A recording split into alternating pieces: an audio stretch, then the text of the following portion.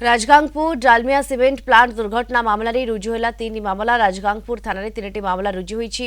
BNS रो दफा 299 और 106 रे मामला रुजु होईछि। डालमिया सीमेंट कारखाना अकुपायर और कारखाना मैनेजर का नारे मामला रुजु होईछि। तबे फैक्ट्री एंड बॉयलर विभाग पक्षरु गोटी एतला दिया जाईछि।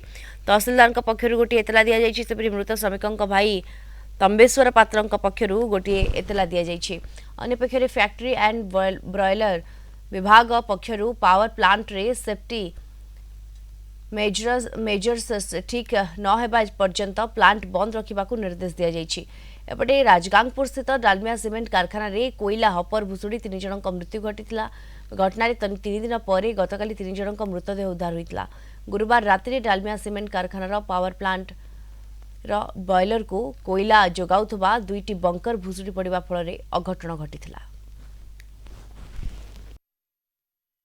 ये जो घटना पर deputy director factories and boilers से प्लांट क्लोजर्स से डायरेक्शन देइछन्ति जेतेबेले पर्यंत से